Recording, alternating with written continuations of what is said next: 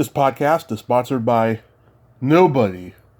Hey dudes, welcome to Splat from the Past, the only 80s themed horror sci-fi show where things can get totally radical. Now I am just so excited for today's guest because it's been a while coming. I will be talking to Miss Pamela Des Barres, the greatest rock groupie of all time. Back in the 60s and 70s, she dated so many rock stars from Mick Jagger to Jimmy Page to Keith Moon, etc., etc. And she later became a best-selling author of 5 books, including I'm With the Band, a very groundbreaking book. And she's just had an incredible life, and we're going to discuss all that stuff today. August 7th, she'll be at the RockNPodExpo in Nashville, Tennessee. And then August 29th, she'll be doing one of her rock tours of Hollywood, and she'll show everybody the historical landmarks where all the rock stars hung out and all the places that she hung out at in Hollywood back in the day. And it's going to be a great conversation today. I can't wait. She's a James Dean aficionado like I am. She was a protege of Frank Zappa. It's going to be a great conversation. And you should check out her podcast, Miss Pamela's Pajama Party. It's great. It comes out the last week of every month, and it can be very entertaining and insightful. She's got a lot of great musicians coming on there. So yeah, here is my interview with Miss Pamela Des Barres. Rock and roll. Good morning, Miss Pamela. Welcome to the show. How are you today? I'm just standing fine. Thank you, Tommy. Nice. Same here. Yeah, it's Mick Jagger's birthday. It's Mick Jagger's birthday, so I can't complain. Yes, it is. I just got a photo of us together and about to put it up on social media. Oh, awesome. Yeah, I listened to the Let It Bleed album this morning, so I'm pumped up. That's good. Yeah, Midnight Rambler is my jam.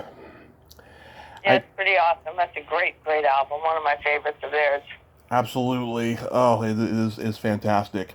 I can't tell you what a great honor this is. You've inspired me over the years, and I appreciate you taking the time today. Now, how have I inspired you? Well, I'll tell you, I was never a groupie, right? But I was a bouncer at a club for years, and I was always hoping, and I got laid a lot, and I was always hoping that the next person I slept with was the last person I was going to sleep with. And so... Isn't that romantic? Absolutely, and... I just you've been an amazing inspiration. You've normalized being a groupie the way it should be normalized, as well as humanizing it as well. And so that is why I just admire you so much. Well, that's good to hear because yes, I've worked for decades trying to remind people that, of course, I call it the G word, that the groupie is just it's synonymous with love. It has nothing to do with anything but love of music and the people who make it. That's it, Absolutely. There'd be no judgment on that word. No judgment at all, especially from me, I'll tell you. So let's start with your events, the rock tour. How long have you been doing the tours for? I've been doing for about 13 years. I just did one yesterday, my first one since the COVID, and we had such a blast. I just take people all over Hollywood and to all my old haunts and where I used to live, where Jim Morrison used to live, where Zappa lived. Yeah. Yesterday we actually included the Joni Mitchell house for the first time up in Laurel Canyon. And, it's just I read out of my books and tell the stories of the places that we go. And it was a full house and, a full band. And we had a blast. That's so awesome. What sparked your interest in creating the tour? Well, it was a pretty great story. I hear from all kinds of fans all over the world all the time, through email, through my website and everything. And this fellow contacted me from London. He was a very wealthy fellow, it turned out. He was trying to find the best gift surprise present for his best friend's 40th birthday. And he wanted to hire me to take them around in a Rolls-Royce limo, all the places that I just mentioned, all the places I lived, the places I haunted, all of that. And he offered me $5,000 to do it. So, of course, I said sure. and that's how it started. I thought, well, other people might be interested in this. If these fellows were, they had a fantastic day. Then they took me to dinner after the tour at the Polo Lounge and counted off $5,100 bills. It was quite a good day for me. And then I decided, let's turn this into one of the many businesses I have. And it's been a lot of fun. It's been really great. Everyone has the best time ever. And, I'm a historian. And I've written several books, as you know, on just the music from back then and how important it is and how it still reverberates today and always will. And, people want to hear my stories because I was there, Right. Has it always been a good turnout, or did it evolve? Well, it's always a very good turnout. It's getting better, too, because I have a new website, easier to manipulate, and, lots of different social media platforms have come to be before, since I started. I only had Facebook way back then. Yeah. And now there's a lot more ways to do it. So anyway, yeah. And I'm doing them more often. Like every 6 weeks, I think I'm going to start doing. My next one is August 29th. I still have a few spaces left in that one if anybody's interested. Yeah. Next time I'm in town, I'll definitely sign up and go. That would be a lot of fun. So yeah, August 29th is the next one. Have a lot of people committed going to that one? I have 4 or 5 at this point. The van can hold 12. So I'll get there. It's still a ways off. And anyone who's interested can go to PamelaDesBarresOfficial.com and sign up for that or any of my other stuff. I have lots of photos up there and classes posted. I just posted a new memoir class. I teach memoir writing. I've been doing that for over 20 years. Right. And I have that. I just starting a new one August 12th. Cool. There's a lot of new stuff on my website. August 7th, you'll be at the RockNPodExpo in Nashville. I have never been to a rock. I've never been to a rock expo. It's like a rock and roll Comic-Con, right? Kind of. This is podcasters. It's all about podcasts. And I'm going to be there signing and posing for photos and doing some panels. And August 7th is my day there.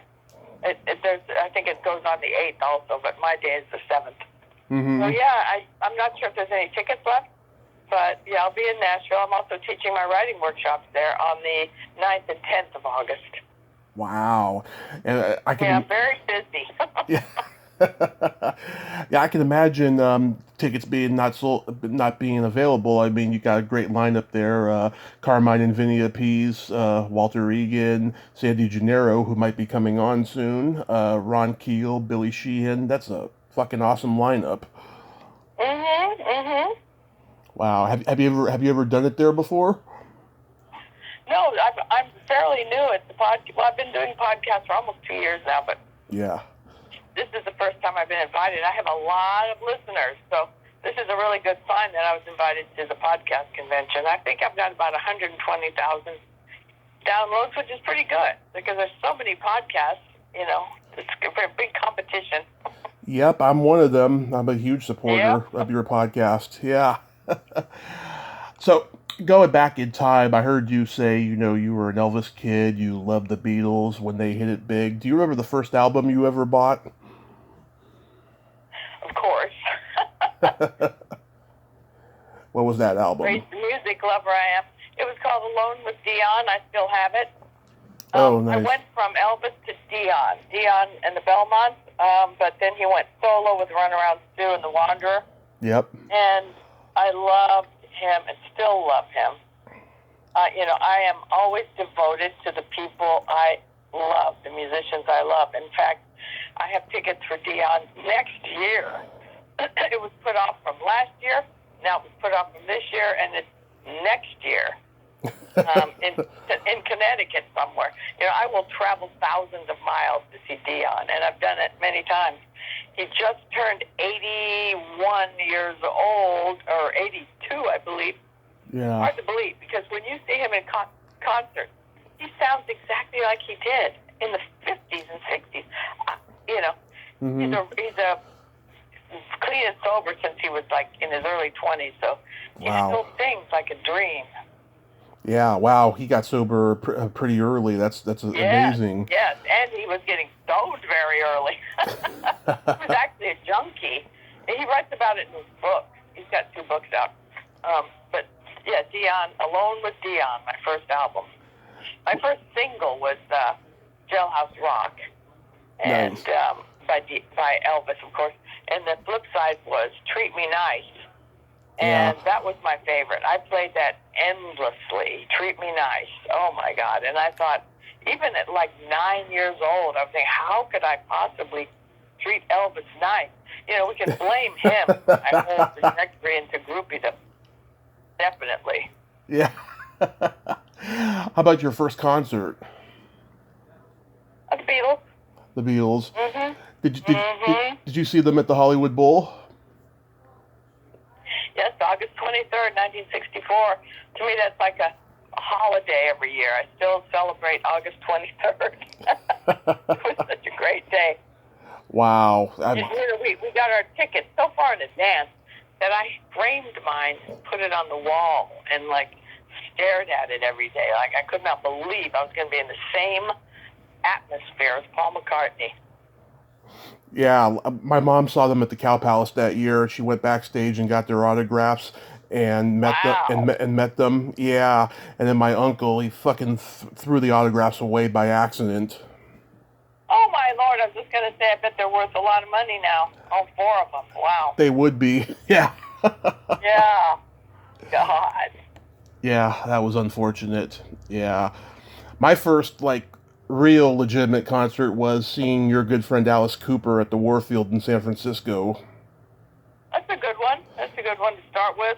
That was in 2000, and it was on his Brutal Planet tour. He did at least one song from every album he had ever recorded up to that point. Oh, that's a cool thing. It was fantastic.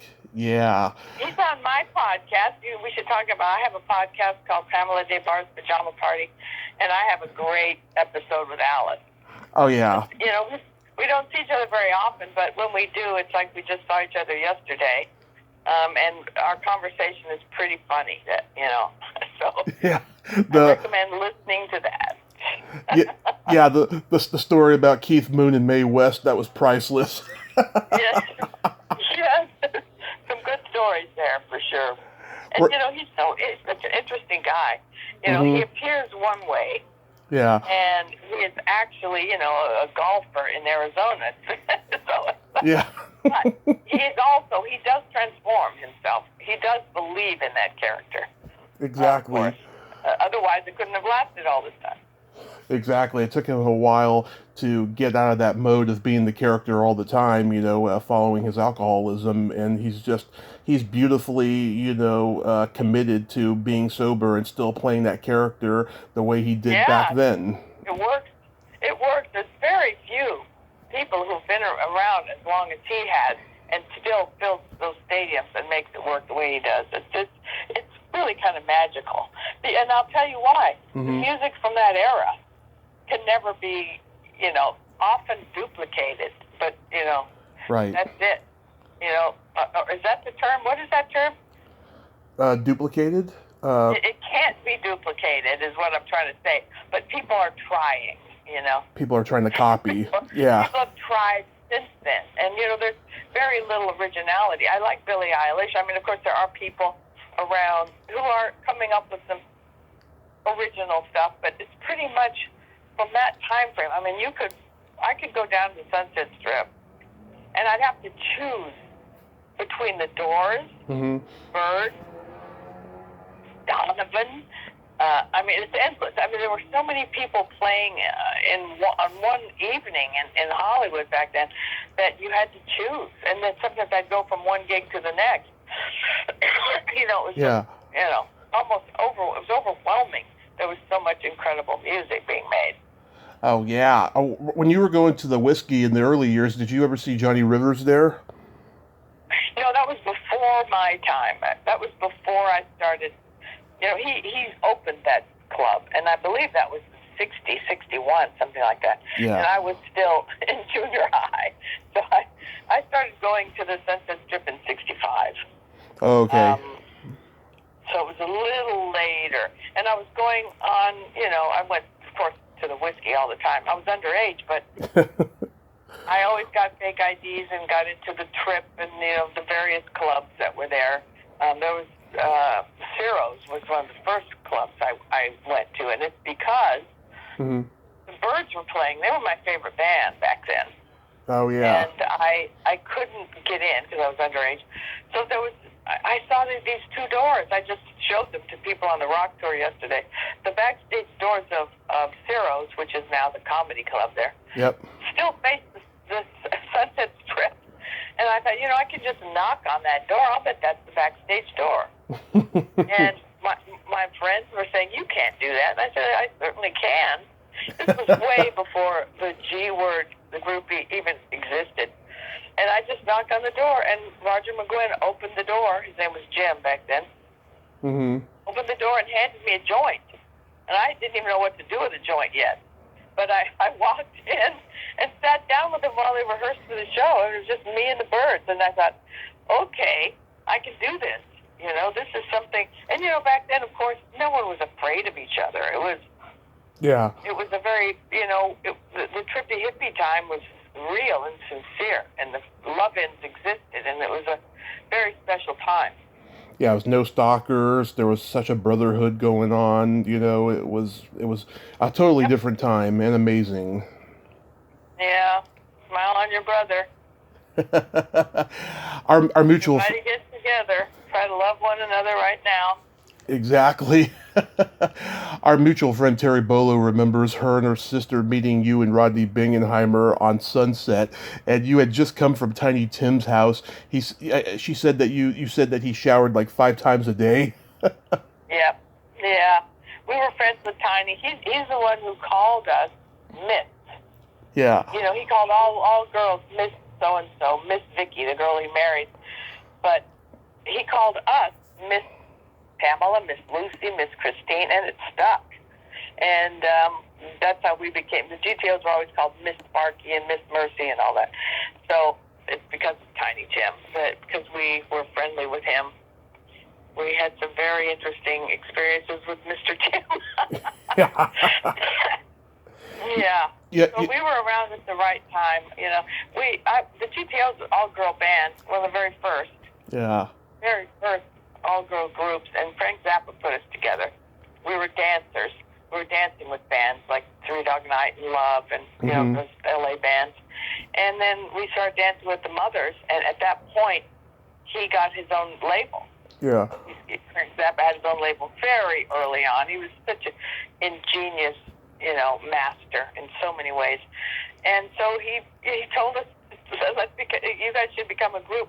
So from the Laurel Canyon Ballet Company, which is what we were called, right, we became the GTOs, Girls Together Outrageously. And we did a record, which is now a real collector's item. I love that record. I think it's one of the best albums of 1969. It's really different. Yeah. It's very different, yeah. Yeah, and you know, I think it was a pioneer in spoken word. I don't think anyone knew what spoken word was yet. That's correct. And the way that happened is the girls got arrested for drugs, and Frank Zappa was a teetotaling dude all his whole life. Right. So he was not amused that Mercy and Christine got arrested and thrown in juvie. They were too young to go to jail. Right? Yeah. So he broke the band up. He broke us up. And I was so devastated. We were right in the middle of the album. And so for a while there, for several weeks, I thought, okay, it's over. Not going to happen. Then he called Sparky and I, the two more straight girls in the band, as far as drugs went. And he called us in to read the lyrics to our songs. And yes, that was very early spoken word. Right. And that's how those songs, or those poems we might call him, happened to be on that album. How did Davy Jones get involved to write songs? That's a different Davy Jones. Everybody thinks it was Davy Jones' Monkeys. It was not. It was a really sexy, tall, black guy, gay guy, that was a very good friend of ours, Davy Jones. That was his name. And he helped me with the Ulu Man and a couple other songs. And he was just, you know, a musician on the scene, you know, just, I wish I knew what happened to Davy. I really loved him. Actually, he and I were going to become roommates, and my father threatened to disown me. But my mother said, how dare you, I will leave you if you do that. So that didn't happen. Oh, my God. I just recently saw the Alex Winter documentary about Frank. So how did your friendship with Frank begin? Well, you know, I met him a couple times. I met him at the Cheetah Club. I met him on the Sunset Strip very briefly during the riots. And then I actually saw him and Gail Zappa at the Lenny Bruce eulogy in 1965. And I was just enamored with him because he was totally different from any other musician I'd ever seen in my life. And I loved the album Freak Out, his first album. And I went to gigs of his, and then I met a bunch of crazy girls who later on became the GTOs at a man named Vito's house. He was a dance teacher, artist, wild man that a lot of the trippy hippies were hanging out with at the time. And one of the girls was Miss Christine, and she was Frank Zappa's governess. Moon Units was only 6 months old at the time. She was the governess and lived up at the cabin with the Zappas. So she invited us up to meet him. And it was a thrilling day. And that's when, you know, and he just thought we were so unique and interesting. He decided to capture our lives on vinyl, you know, and did that record with us. But that's how I met him, through Miss Christine. Wow, and you hung out with Captain Beefheart, too. Well, that was, you know, he was a life-changing. Many of these people were life-changing people in my life, and Don Van Vliet was Captain Beefheart. His cousin, Victor Hayden, went to my high school. So that was very fortunate for me. I was on my way to becoming kind of a normal human being. I mean, I don't know how normal I would have been, but but I was, you know, going steady with a greaser guy and Bobby Martini, who I'm still friends with today. But then I met Victor, and he's an artist, music-loving guy. He later joined Captain Beefheart's Magic Band. But at the time, he was a crazy artist, but he turned me on to Dylan, which Bob Dylan is my biggest hero. And then I met his cousin, Don Van Vliet, and he took us to meet the Rolling Stones when I was still in high school. So it was a very fortunate meeting. And then I became a huge fan of Don Van Vliet and the Magic Band, and I was I ran his fan club, Valley Chapter. I was really involved in Captain Beefheart early on. I was still in high school. So you can imagine how that would change your life. Yeah. I'll have you know, my dad used to play Trout Mask Replica on vinyl when I was a kid because I loved Old Fart at Play. I just loved how he takes this blues riff and then puts all these poetic lyrics to it, you know? Yeah, he was great. Victor is the Mascara Snake. And he's, Fast and Bulbous, the Mascara Snake. That's Victor, and that's who changed my life. So Frank gave you a role in his movie 200 Motels. What was that experience like? It was a lot of fun. I mean, it was a very innovative thing he was doing. It was the first movie made on video. He's not given a lot of credit for some of the most incredibly important early, brilliant moves he made, Yeah. So that was one of them. He did the movie on video. And it was crazy and fun. It was all the Mothers of Invention, Miss Lucy from the GTOs and I, and Keith Moon and Ringo Starr. So I got to meet my second Beatle. I'd already met George Harrison early on. And so it was really an amazing thing just to hang out with Ringo. So it was, I couldn't even believe I was doing that, you know. I finally adjusted because we were on the set every day together, and he watched my big scene and told me it was really, you know, he thought I was a good actress, and it was just a very special time. And I met Keith Moon, who, of course, later became one of my beaux. Yeah. Was everyone sneaking off and getting high on that production? Well, yes, Frank was, as I told you, he didn't approve. Yeah. But Mark and Howard, of course, from the Turtles, who joined the Mothers at that time, they were big potheads, and yes, smoked pot behind Frank's back. Yeah. What's your favorite Zappa song? My favorite album is We're Only in It for the Money, and Flower Punk is my favorite song because, you know, he used to skewer everything. Mm-hmm. But his main motive, to me, I believe, is just getting his compositions across. And so often the lyrics were secondary to him. But in Flower Punk, he skewers, you know, the hippies, which is hysterical. And it's still my favorite. And I love Orange County. I always thought it was dump truck my whole life. Mm-hmm. I just learned it was Orange County, some other kind of truck.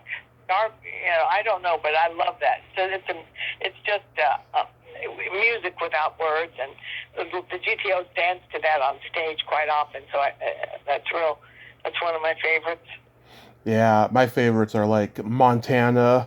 Only he could do a song about a dental floss farm. Yeah, that's for sure. I Am the Slime, and Bobby Brown Goes Down, which I sang in karaoke the night that Trump got elected, and everyone was fucking rolling. That song is so wrong. I love it. He has a lot of wrong songs, yeah. Yeah. So, like me, you're a James Dean aficionado. When did that start?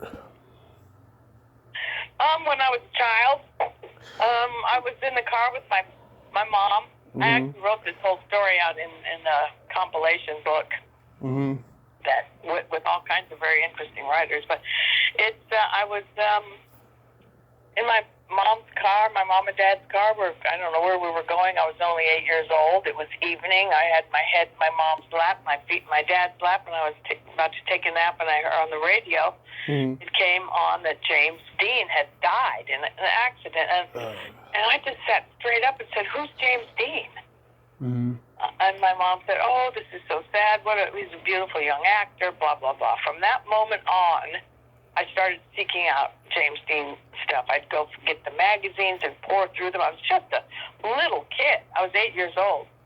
And I just became obsessed with him at that point. I started, like, setting my alarm, getting up in the middle of the night and watch the movies. Mm-hmm. That's what we had to do then, of course. You know, they came out at 2 in the morning. It's the only time you could see them. There was certainly no way to tape them or anything. So I just got wrapped up in him. I compared all the boys in junior high to him. It was pretty rough. So as I grew up, I decided eventually, I guess it was at least probably 24 years ago now, I decided to go to Fairmount, Indiana, where he was, you know, raised. He was born and raised there, even though as a child he lived in L.A. for a while, Santa Monica. But I don't know what it is. The vulnerable rebel is something I've always been attracted to. And I can blame him, too, for the kind of men I've always gone after. Vulnerable rebels. Yeah. So yes, he, you know, and he, for men, made it okay for men to be vulnerable and emotional on screen, even more so than Brando and Monty Clift, who he loved. But he took it to the next level and made it okay for a man to, you know, express himself completely. He was an amazing actor, and God only knows what he would have gone up to. He died at 24. Yeah. Oh my God. I've been out to, you know, where he died to over and over again. I've sit at his grave, and I've had communications with him. He's a very open spirit if you try to speak with him. Yeah. So, yeah, James Dean, a huge influence on my life. Back in February, I interviewed his friend Lou Bracker for what would have been his 90th birthday, and it went pretty well. The last couple of minutes, though, I think I kind of pissed him off, though, because I brought up Nick Adams and Dennis Hopper, and he basically dismissed them as, no talent hanger-ons who got lucky and, lived and stuff. I felt bad, but... Well, Lou is one of my best friends, so... Oh, yeah? Yeah. And he knew James Dean for real. Yeah. And many people like Nick Adams and Dennis Hopper, said they knew him for real, and they did not. So that's why Lou gets a little angry about that. But he's a fantastic person. His book, Jimmy and Me, is the best James Dean book out there, and there's tons of them. Yeah, he's the best, Jimmy and Me. He's a very nice man, I have to say. I see him in Fairmount almost every year, too. He comes to the festival and speaks at the memorial, and it's always the best when he does that. So anybody out there, James Dean fans, you guys should come. It's coming right up the last weekend in September because his accident was September 30th, so there's always a festival in his little tiny town of Fairmount, Indiana, so you guys should all come. That's wonderful, yeah. Mm-hmm. Really quickly. Including you, Tommy. Why don't you come? I have never been to Indiana. That would be great. I would love to come. Do it. I'll see what I can do, Why not? COVID's got... Why not? You can interview a lot of people there. All the Dean fans, and, it's a fun event, I'm telling you. COVID's gotten me spooked because of, traveling and all that stuff, but hopefully I'll get to go. I know, but I'm going. I couldn't go last year. There's a whole festival, and my dear friend Lenny, who co-runs the James Dean Gallery, he and I danced in the dance contest every year, right. And we've come in second over and over and over again. But last year, not last because we couldn't do it, but the year before that, we finally came in first. And the dance contest is fun. There's a James Dean lookalike contest. It's just great. Oh, that's so awesome! Really quickly. Last month, a documentary about the Sparks Brothers came out, and you were interviewed in it. How far back do you go with those guys? They had just become Sparks when I met them. Miss Christine was seeing Russell. Mm-hmm. I believe it was 71. I mean, they had just become Sparks from being half Nelson. So I've been a fan of theirs from the very beginning. And of course, I was interviewed for about an hour for that, and I only got 2 little blips. But of course, at least I'm in it. I got to tell people how much I love Sparks. They are so important. They're so awesome. So yeah. Yeah, I've right now the Zappa one and the Sparks one. Yeah, I've only gotten into them in recent years, I respect their journey. It's amazing how back then you didn't have to have mainstream multi-platinum top 40 success to have a devoted cult following. Sparks was certainly one of those bands. And the funny thing is, a lot of hard rock bands in the 70s, like Wishbone Ash, Mahogany Rush, Uriah Heep, they all had that kind of following too, and they still do. Yeah, well, Sparks have continued to make records. They have never stopped. They have made records for 50 years.